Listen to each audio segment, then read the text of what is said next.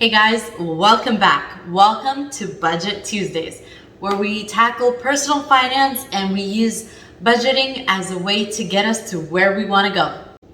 Previously, I had these videos on Market Mondays, and even though the topic is very similar and it can be all under one umbrella technically, we realized that there needs to be this personal discussion, and for that we need our own space.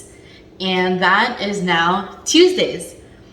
So where on Market Mondays we talk about a global and national economy, finance as a whole, and it's sort of like finance for the country or countries, or finance for everyone else. Budget Tuesdays is finance personal to you. And I use myself as an example. I use other people with their permission, and I'll switch up their numbers and names and everything to show you guys, but it's making finance personal rather than looking at how the economy is doing. So welcome to Budget Tuesdays. I'm so excited to make this a thing that we take on together and that we walk this path and really get ourselves to where we dream of being one day, but we think it's a long journey, and I don't think it's as long as we make it out to be, quite honest. I think that if we talk about it and we openly talk about it, then we can reach it a lot sooner. Okay, so last week we started off by tracking our receipts and where our finances go, but we didn't actually get to looking at where it goes.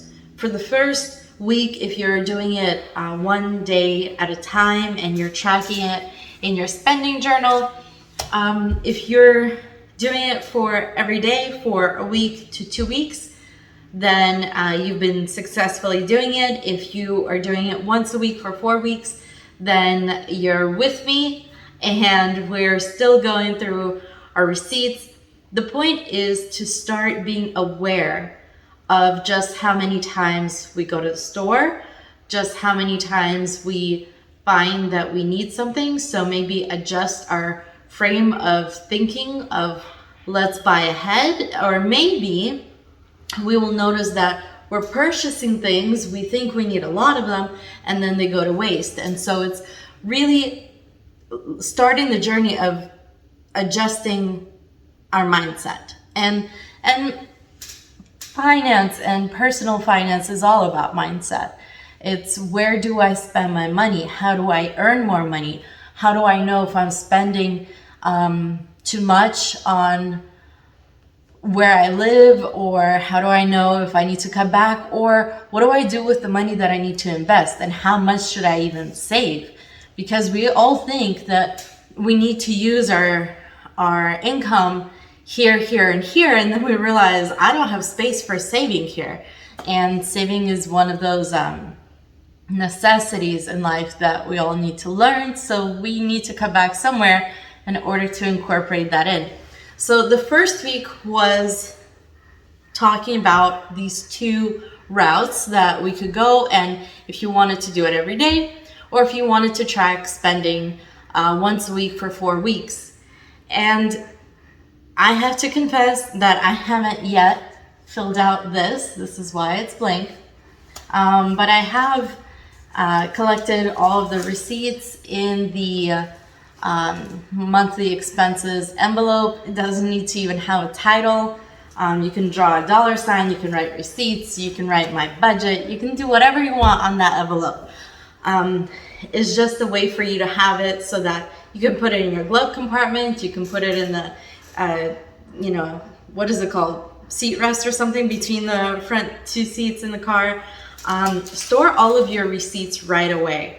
So if it makes sense to have it somewhere at home, in the kitchen, if your family comes in and everyone is aware that you put the bags down, you take the receipt out, you put it in that drawer, in that envelope, and then you unpack your groceries, or then you go and you take your bags, like if you bought clothing or shoes, and then you take it to your room, to the closet. So whichever way works for you.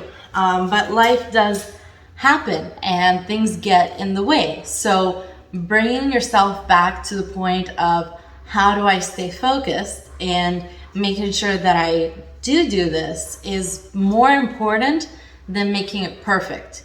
You know, in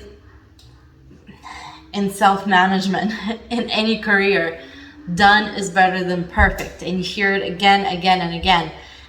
That's social media, that's any sales profession that you have, that's just anything. It applies to everything. So done is better than perfect. Making sure that I sit down and do this to the best of my capacity and stay on top of it as much as I can with a little room for error is better than waiting until I have the perfect week to track. Waiting until I have the perfect month to track my spending. Recently I was in a car accident and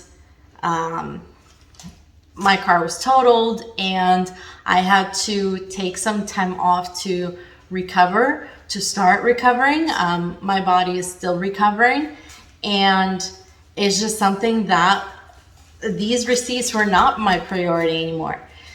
But I knew that I was accountable to you guys, and I wanted to be accountable to the concept of doing this series. And so I didn't fill this out, but I kept all the receipts. And had I not had this as my motivational tool, I think I would have actually waited until perfect timing. There's no such thing as perfect timing. This is why we need budgets. This is why we need people around us to motivate us. This is why we need accountability partners, because there is no perfect time for emergencies. There is no perfect time for things to go wrong, but they do, because this is life. And budgeting will help us prep for those and cushion ourselves as much as possible. So you can skip the next part if you'd like. If you want to stick around, go ahead. I'm gonna fast forward through me taking these receipts and writing these down. Again, this is a spending journal. You can buy a little journal, whatever size works best for you, but you can get this at the dollar store. And I just made a couple of categories. There's the date, store, amount, and category. It should be as simple and as easy as it sounds. So you'll see me literally read the receipt, write it out, read, write. And then I'm gonna slow it down and come back to fill out this last category, to fill out of the 5 options, which ones. And I want to make it so that you guys can see how simple it is, because I'm not gonna sit there and think, oh my gosh, is this or that? It's just gonna be automatic. And I hope that once you start filling out your spending journals, you're gonna be like, hey, this is so doable. A 5-year-old can do it.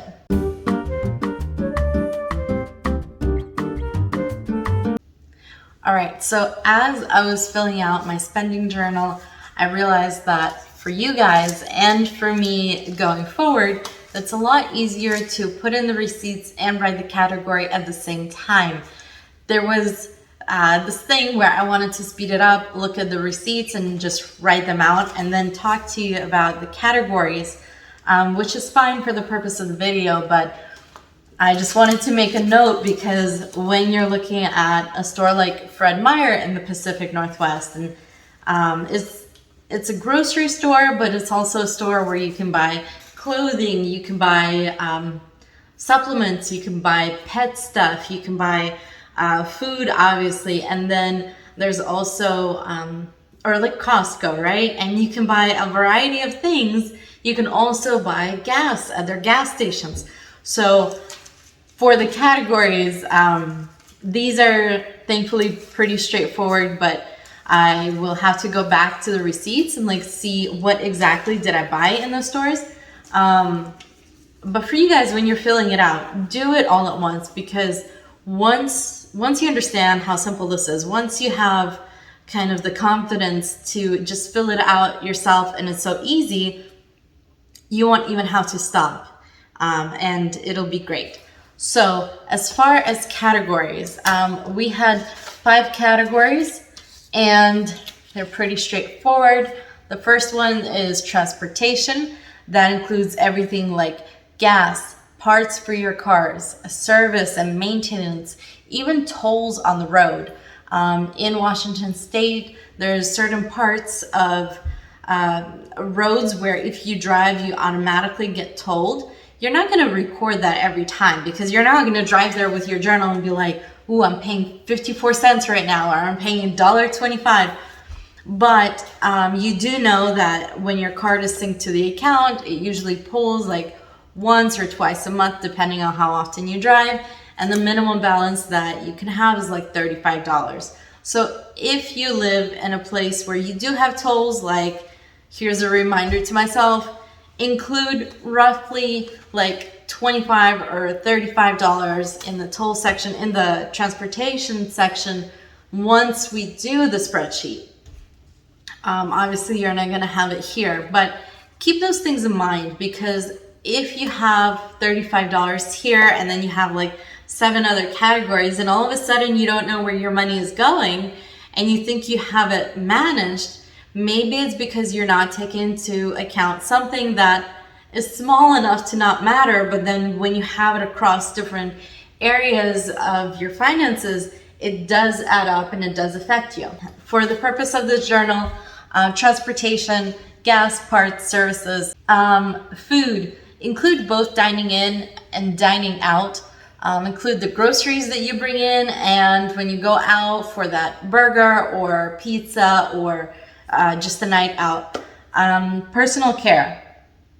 There's a lot. Like, I understand there's a lot in this category that we'll break down later, but bear with me. So this is everything from hair, nails, salons, beauty products, clothing even, gym memberships, just anything that's a personal care product. Pets, that's pretty obvious. Food, grooming, toys, and medical. If you pay for pet insurance, then that's something else to include in here. Gifts. Gifts can be a tricky thing. They can sneak up on you.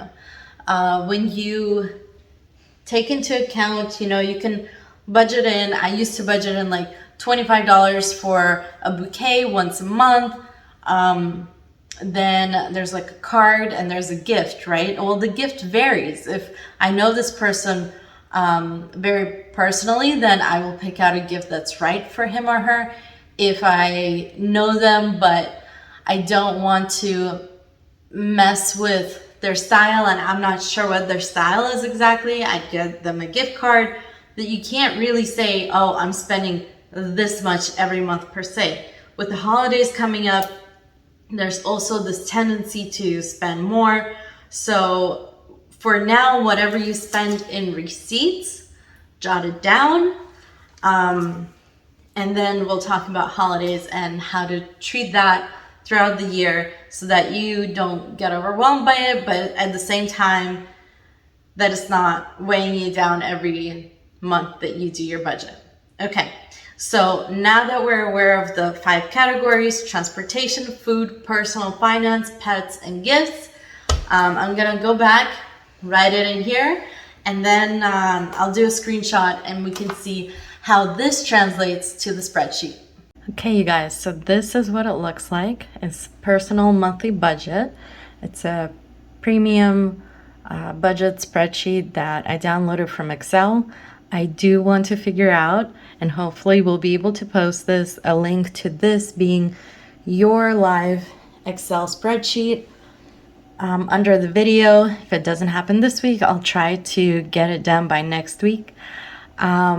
Otherwise, I will do a short video explaining how I found it and what I did to kind of edit it a little bit, because I do see how you can modernize this and add a checking and a savings account, because your budget isn't just what comes in, it's also what you have, and what you have may be a negative and you need to compensate for it, or what you have may be a positive and you shouldn't let that be quickly absorbed by your budget.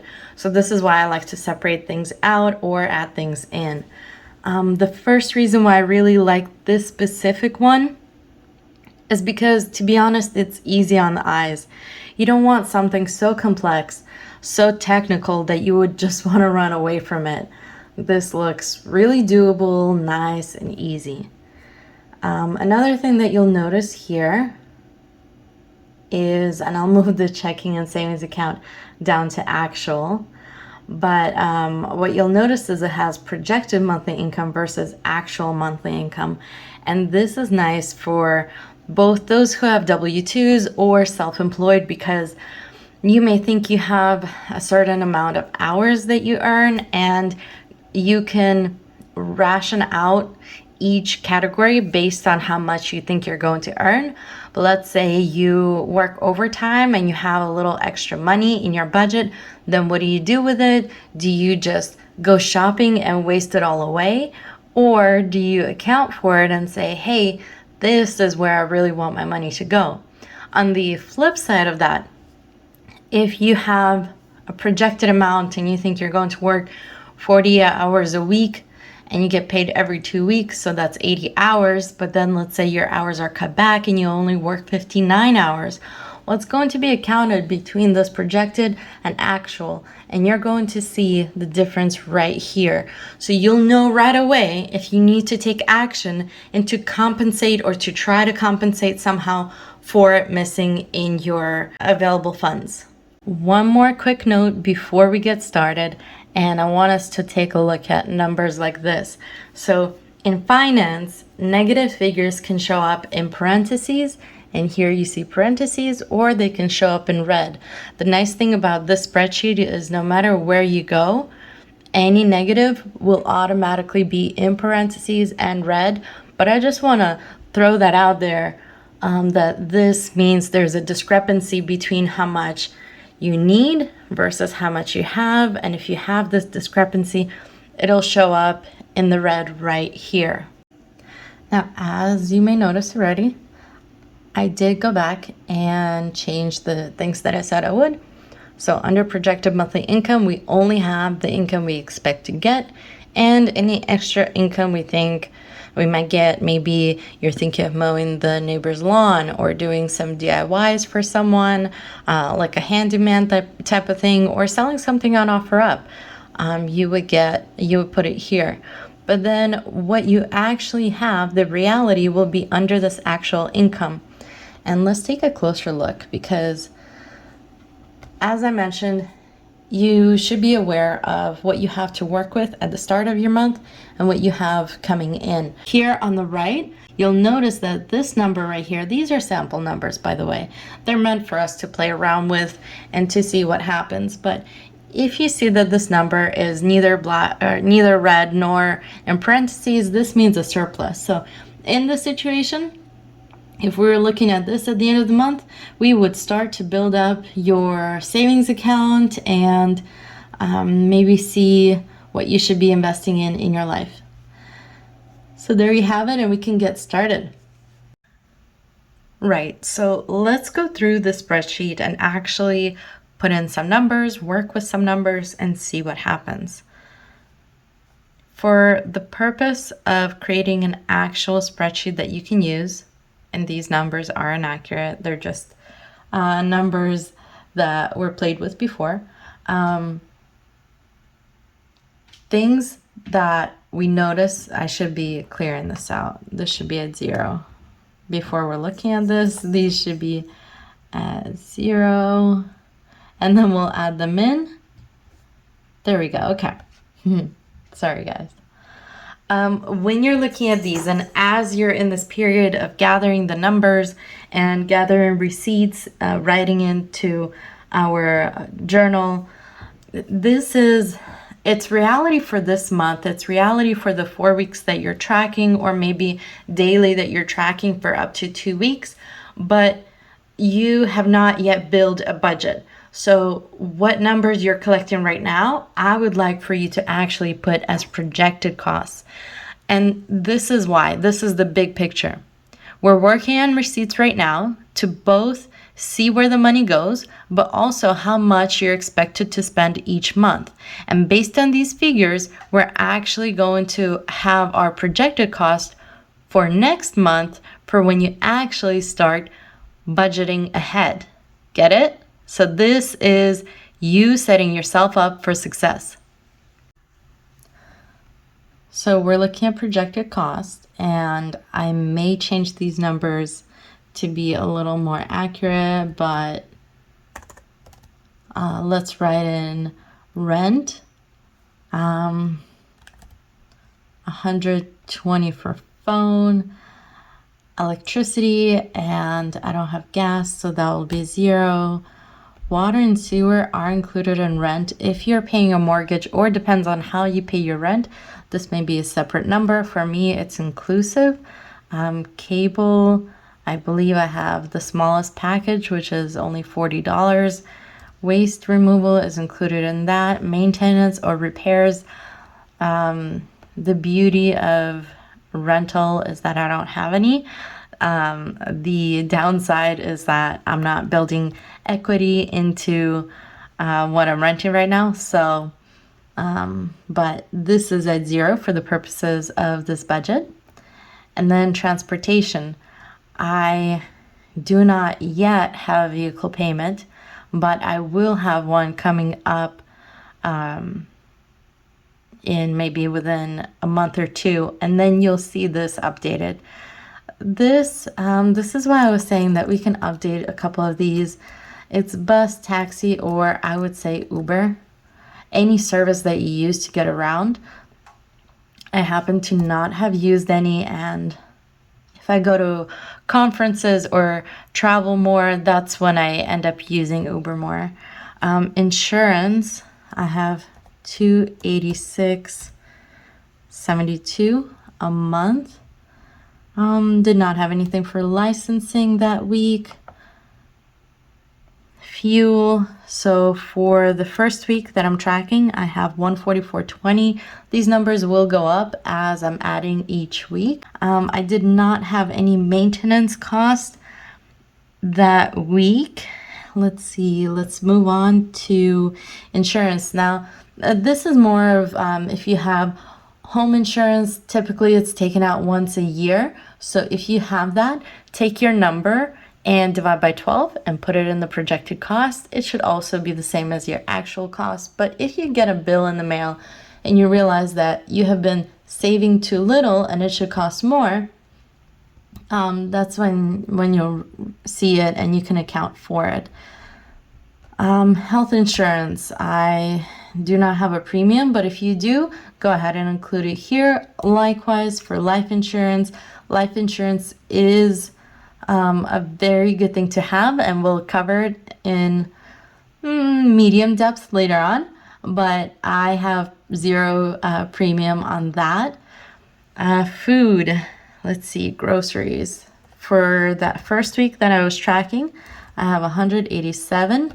Dining out, I grabbed a sandwich and maybe a latte, so I had 10.90. Pets. Now, during that first week that I just tracked and put into my spending journal, I did not have any pet receipts in that one. However, I have already bought some cat food, some toys, and some dog food in the meantime, and I am going to write that in as week 2. It all goes into the same spreadsheet, but because it wasn't in that week 1, I'm going to leave it at 0 for now, and then I know that these numbers will better reflect actual figures as I add each of the 4 weeks on. Personal care. I did not have any to account for that week, and that is partly because I haven't been doing much since the accident, but also things like health club or gym membership. You can better define this for yourself. You can say gym membership. But I live in a really nice apartment complex and we have a gym downstairs, so I don't bother getting a gym membership. What I could work on is getting myself more often into the gym that I already have to use.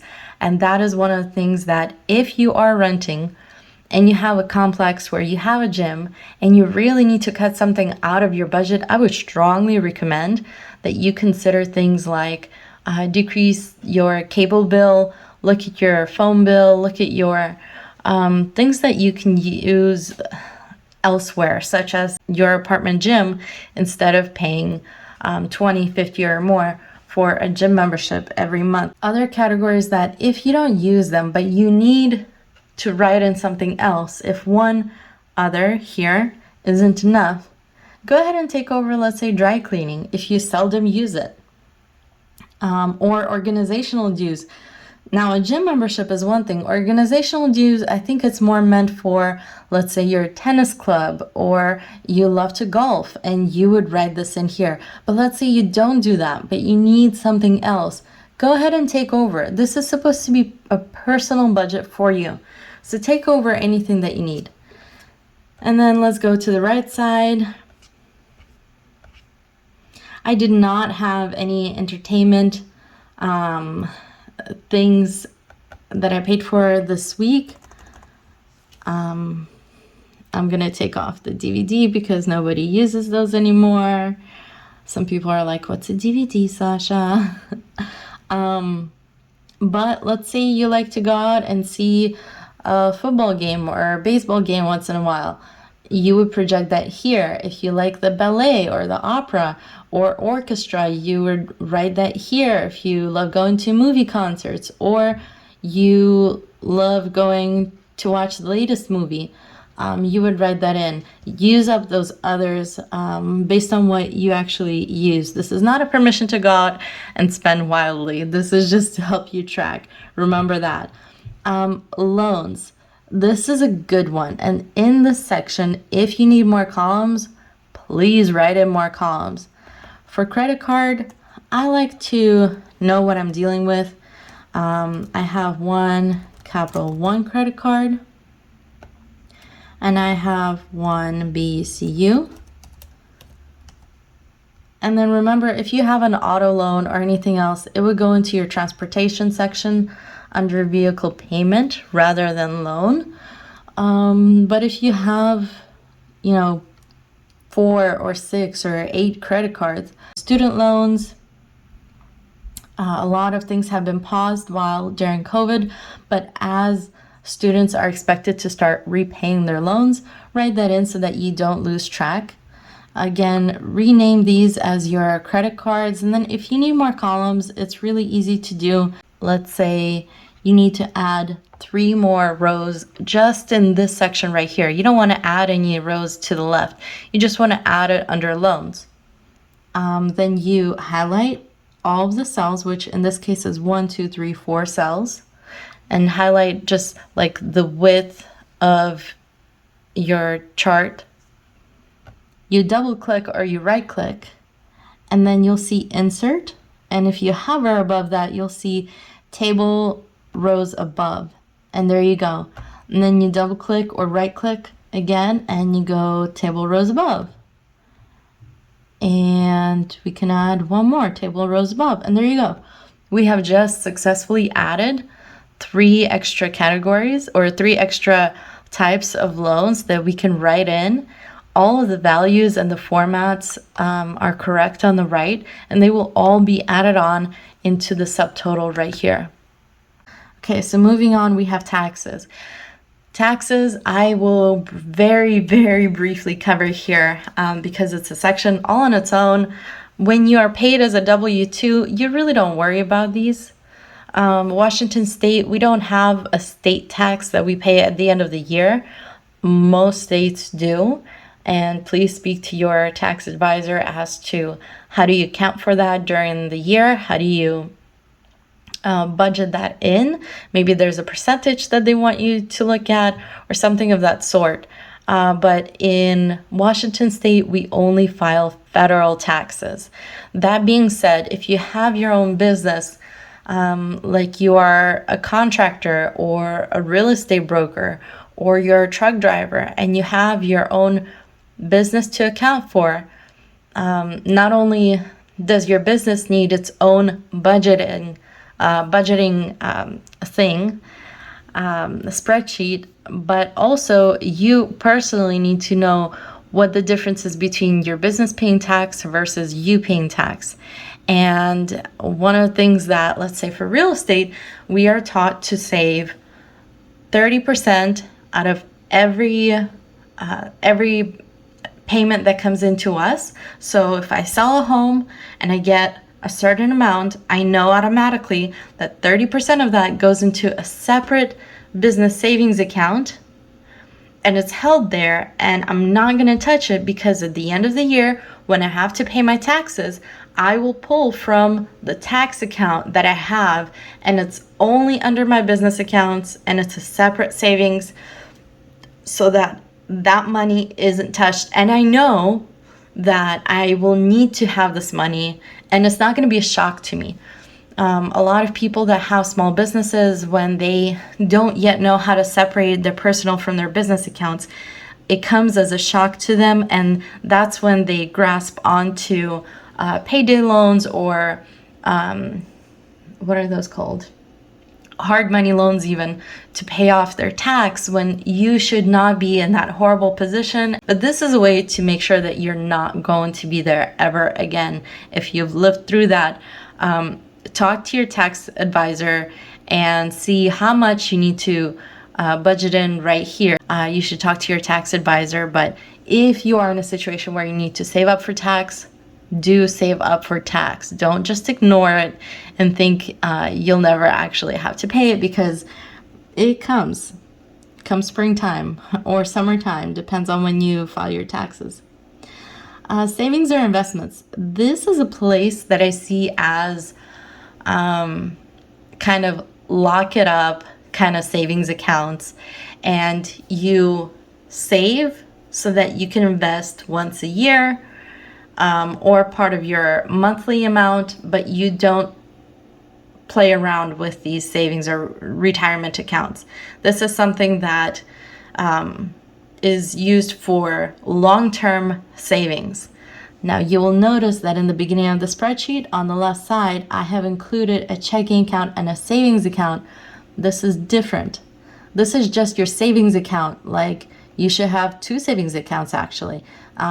You should have, and I'm gonna insert right here, you should always have, oops, what did I just do? There we go, we're back on track. You should always have an emergency fund. And this should be at minimum $1,000. You should have a checking and a savings account. But these are very active accounts. This is something that you have access to month, and the numbers may change. When we're talking about your savings or investment accounts here, this is beyond that savings account. This is what you're learning to save up to, so that you can utilize this amount to actually create wealth for yourself. And then gifts and donations. We'll talk about that in a second. Legal, if you know that you have alimony, write this in, or ongoing attorney things. If not, usually for most people, this should be and will be at 0. And there you have it. The difference is highlighted here, meaning it's between projected costs and actual costs. The first month that we're setting up, you'll see all of the numbers you've been writing in as your projected cost, but we're not touching the actual column yet. And so you will see like, oh, I have extra so much, but realize that this is setting us up for the month that we're actually gonna have real projected budget, and then we're gonna be starting to add in the actual cost. So that's it for this week. We took our receipts, we inputted them into our spending journal, and then we took the spending journal and we looked at the spreadsheet and looked through what exactly is in the spreadsheet. I will try to have the spreadsheet up below the video so you guys can use it as well. If not, I can do a separate video and show you where I found it within the Excel program. So next week, for me personally, because I am catching up on the week 1, week 2, week 3, week 4, because of the car situation, I will have receipts for week 2 and week 3. And then what I'm going to do is, we had this one paper for the first week.